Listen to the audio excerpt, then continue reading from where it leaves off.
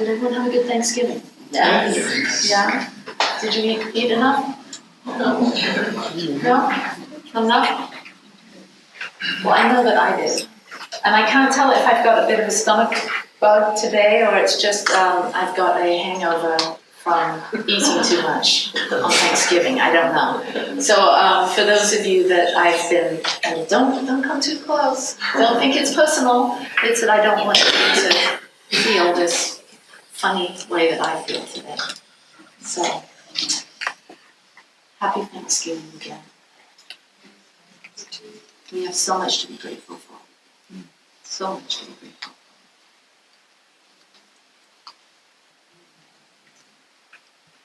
So this theme for this month is a bounty of blessings.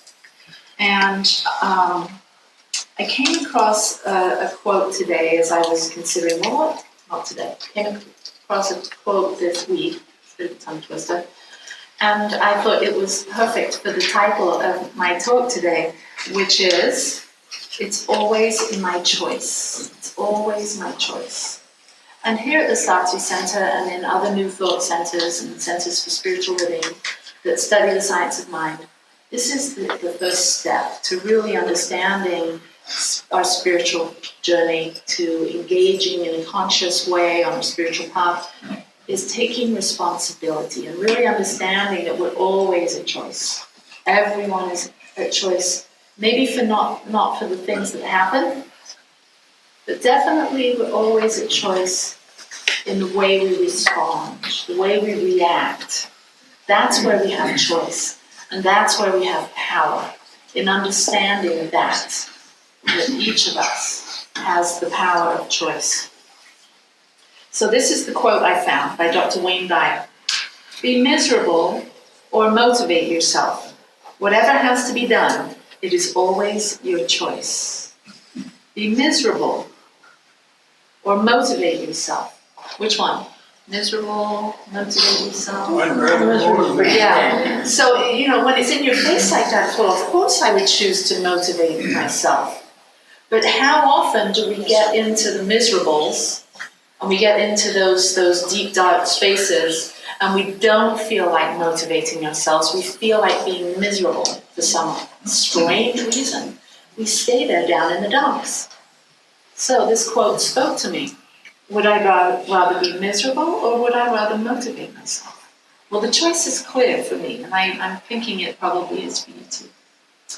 So on my first Sunday of this month of the Bounty of Blessing, I talked about inspired giving. And I talked about, are we quietly grumbling?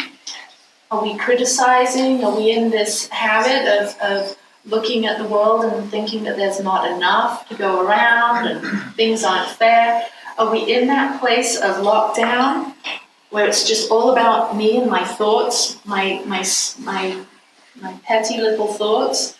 Or am I in a place of inspired giving? Because each of us are here, a unique gift, a wonderful life each of us has been given. And we're here to share this unique life. And so my talk was focused on encouraging you to be an inspired giver, giving more of yourself and giving of yourself generously. The second, and then I also had you write a permission slip for those of you that were here. And the permission slip was to give yourself a permission slip to be generous with your love. And so did anyone fill out that permission slip? One person. Great. Two people. Three. All right. So some of you filled out that permission slip. Did you give yourself permission to be generous with your love? Did it work? Because they say that what we put out returns back to us. That we can't have more happiness in our life unless we're willing to be happy. We can't have more love in our lives unless we're willing to be loving. And this is how the universe works. This is one of those spiritual laws of the universe. We have to become what we want to receive. So it always starts with us. So give yourself permission to be generous with your love. The second Sunday, I talked about being abundantly yours. And at the end of my talk, we sent a letter to the universe, a letter to God. And we signed it, Abundantly Yours, Al, or whatever your name is. And so The instructions there were, I'm doing the best I can. I allow myself to be seen. I apply the following aspects, following to all aspects of my life. To go further, to do it afraid, to put it all out there, and don't be a mystery to your loved ones. So that was the message. Did you hear that one? Were you here for that one? Did you put it into practice? Because, like I mentioned last week, in the very conclusion of the Science of Mind textbook, it said, this is a wonderful book of rich information, a guide for everyday living. But unless you put it into practice, you're not going to reap the rewards and the benefits of this incredible body of work, the science of mind and spirit. So it has to be put into practice. You have to prove it to yourself that it works. Because we're dealing with metaphysics. We're dealing with the invisible laws of the universe that say like unto itself. I forget that quote. Like attracts like. No, something about that. We're dealing with this universe that attracts what you are. So, the third Sunday, which was last Sunday, I talked about equality of presence. What is your equality of presence? And I talked about the 4 questions that we're all silently asking. And your job, your homework, was to go out and silently answer yes to everyone. And the questions were, do you see me? Do you care that I'm here? Am I enough for you? Can I tell that I'm special to you by the way that you look at me? So we were to go and just answer yes to everyone. And I challenged you to hold the gaze 1 second longer, to make eye contact, to be present, to give of yourself, be that generous gift, and hold that gaze so you can be present and see, truly see one another. Like you said, we weren't born to rush around and be busy until we croak. We're here to take time. We're here to be with each other, acknowledge. So that was your homework. How's it going? It's going good. So today my talk is, thank you, Dr. Wayne Dyer, it's always your choice. So we're about to start teaching the basic principles of spiritual living, or the foundations of the science of mind, in the new year. And this is an incredible journey. If you give yourself permission to dive in, take these classes, you will find a deeper connection with yourself, with your spirit, and with your God, with your passion, with your power. And every year when I start teaching these classes, and Michael mentioned that he's going to be teaching them this year, I'll be teaching some classes too. But when I'm teaching the first year, throughout that first year, I ask everyone in class to come up with an elevator pitch. What is the science of mind? And they are to, in 25 words or less, come up with their elevator pitch describing what the science of mind, philosophy, and way of life is. And so it's a challenge because have you seen that book? It's like this thick. There's a lot of information in there. So I want everyone to take your program for a minute. And I want you to hold it up in front of your face, like this. I just want you to hold it up. Thank you.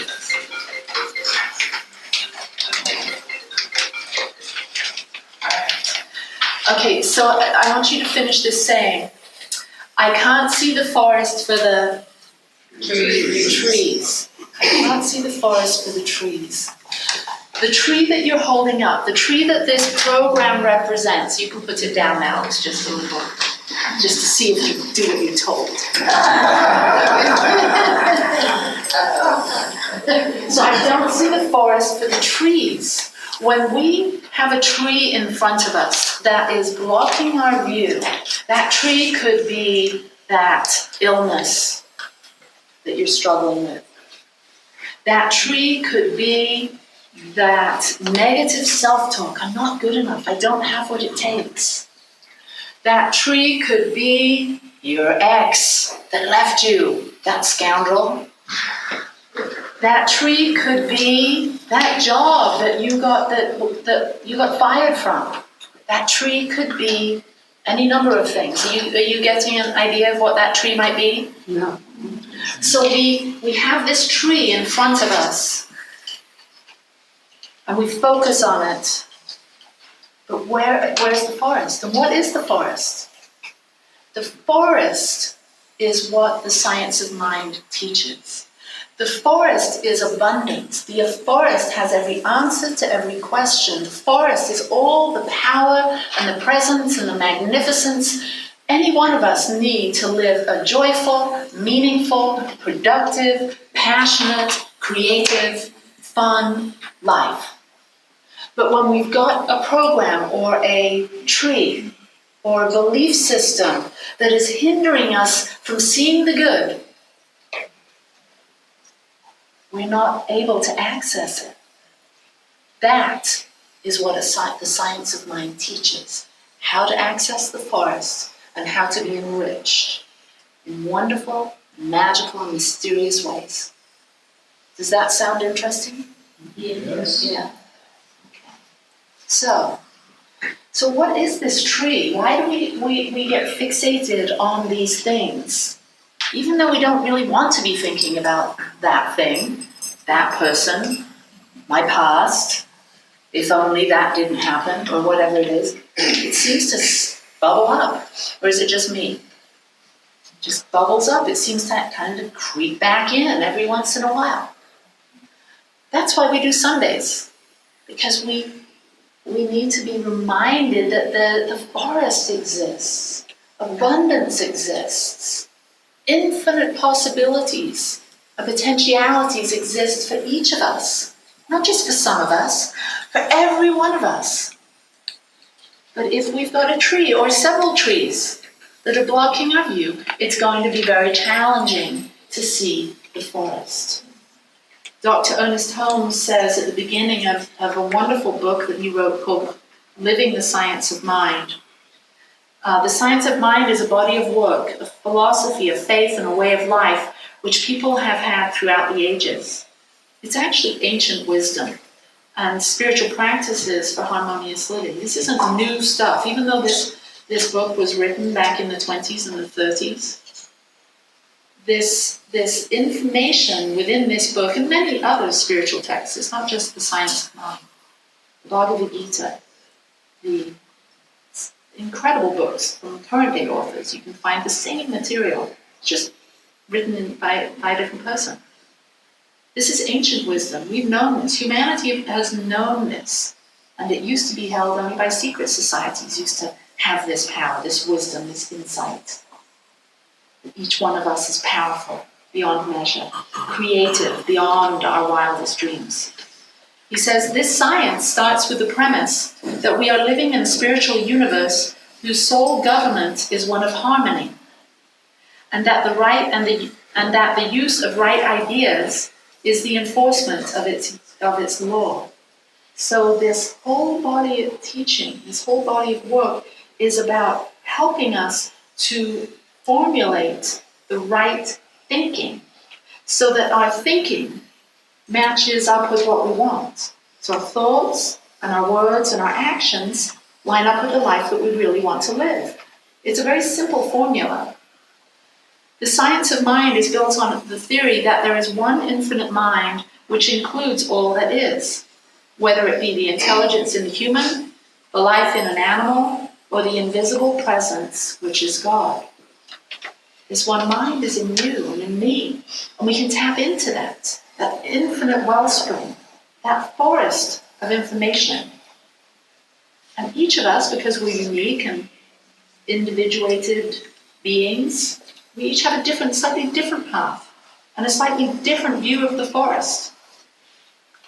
The science of mind is intensely practical because it teaches us how to use the mind principle for definite purposes, such as helping those who are sick, impoverished, or unhappy. Each one of us should learn to become a practitioner of this science, a demonstrator of its principle, a conscious user of its power. And that's Dr. Ernest Holmes. So, everything is created twice. Everything is created twice. Everything is created in our minds, and then it is created in the real world. That is such good news. That is such good information to know. Because once you know that every thought you think creates, wouldn't you be more careful with the kind of thoughts that you think? Mm-hmm. Yeah? Yeah. So you are the thinker that thinks the thoughts that creates the things. You are the chooser. You always are the chooser of your own thoughts. That's so liberating. But yet it seems like, to me anyway, that there's two voices in my head. There's that voice that's really negative, that I would never choose to think those kinds of thoughts. I'd never choose to do those kinds of things. And then there's that voice in my head that is highly spiritually evolved. I would never think those thoughts. I would never do those things. So there's this kind of going back and forth. And these teachings, this science of mind, these easy spiritual principles and laws, this philosophy can help guide you to living more grounded in your essential self, yourself that has never been hurt, sad, abandoned, disempowered, lonely. There's a part of you, and you know this, there's a part of you that's never experienced those things. But if you're like most people, it's not the predominant part of your personality. So we remind ourselves, we meditate, we spend time with ourselves every day, we go to gong immersions like I went to last night. Why? To remind myself to tune in to who I truly am.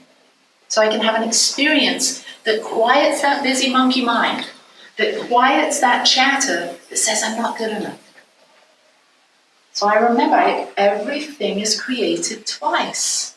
First in mind and then in reality. Have you ever noticed it? That when you're in a negative place, you seem to attract more to be negative about.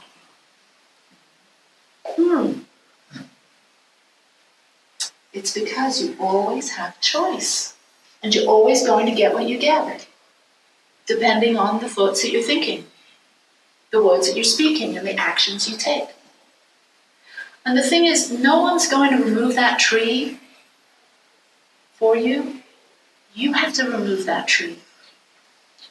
So what are you going to do to remove that tree that is hindering your view from seeing everything as beautiful, even in the chaos? Seeing that, the law of cause and effect is perfect here. There is chaos in the world, and I can see why. That doesn't mean that I need to go to war for it, with it. I can do my piece here. I can change my thoughts. I can be a cooperative component to peace. What can I do here in Ogden to be more peaceful? What can I do in my community, with my children, with my grandchildren, to bring in more peace? Well, you can see what I decided to do. Decided to do this for 8 years. So each of us have a choice. Always. It's always your choice. So I want to close with a little activation, a little meditation activation to tune us into our own power so that we can be grounded in this awareness all week. So next week I won't be here, but Dr. Pam will be speaking. But she might ask you, did you do that homework? Did Allie do that meditation that activated something that brought you more peace, and more love, and more joy, and more kindness, and more caring? And you can say yes. So I'll be listening. I'll be in the mountains in Southern California, but I'll be listening. I'll be tuned in to hear that yes. Okay, so let's close the eyes. And I speak in the first person, and if these words align with you, then they're your words. There is only one life. This life is God's life. This life is perfect. This life is my life now. And as I ground myself into this awareness, I feel it. I feel that I'm connected. I feel my feet on the floor. I feel the seat holding me. I feel my body supporting me, each and every organ working, each and every cell communicating. There is a wisdom, a power, a law at work that is greater than my awareness or understanding, but that I have complete faith in. I know that the planets are spinning, the moon is rising, the sun is setting, the tides are going in and out. I trust this. I have faith. I have faith that within me there is something seeking to be expressed. There is a greater expression of my evolution. There's a greater expression of my love, my joy, my power, my presence, seeking to be expressed by means of me. And I simply surrender to that, knowing that it's my choice to remove the tree, to cut down the tree. Fear, the sadness, the discontent, the disillusionment, the worry, the anxiety, the pain, thinking that there's something wrong, it's just a bad habit. Stop. And I remove that tree and I look out at the forest, infinite realm of possibilities and potentialities, and I make my choices. I choose to be friendly and kind and speak words of praise and affirmation. I choose to show up in the world and be presence. I have a quality of presence that is felt. And when I'm in that space, the world meets me there and offers me a quality of presence that is so delicious, that is so nourishing, that I am inspired to take the human footsteps to do those things that will move me along the path to realizing my vision, my dream, my highest intention. It's always my choice. So I let go of doubt, fear, shame, blame, guilt. I let that go and I roll it up like a scroll and I place it on the shelf along with all of the other scrolls that hold things that I used to believe were true but aren't true. I just place that scroll on the shelf and I stand in my truth and I stand in my power and I know that I am the chooser of the thoughts that I think. And I choose love. I choose power. I choose peace. I choose creativity. I choose clean, clear, honest communications. I choose deep wisdom. I choose to tune in to my intuition, that still small voice within me.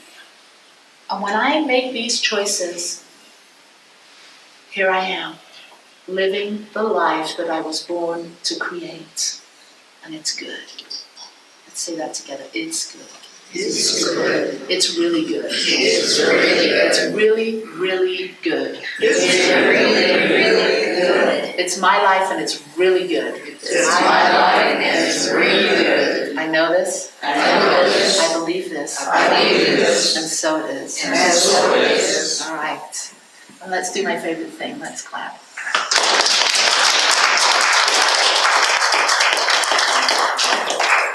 Whenever I clap, I feel like I've received something. So thank you, I have. I've received this amazing moment that we shared together. So we are, as I mentioned, I gave you a little talk about tithing. We are a center that is made possible by your generosity. So every Sunday we pass the basket. And so we're going to do that now. And you'll find in the front of your program, or not the front, in the middle of your program, we have a blessing of the offering. And I'd love to say that together. And know that as we say this, as you say this, you're actually activating the law of circulation in your own life. That you're giving where you're spiritually fed, and then the universe will feed you tenfold. So, Please join me. Joyfully, I give with gratitude, for I know that as I give, I am given. I allow the abundant nature of the universe to flow through me now. I am so blessed, and so it is.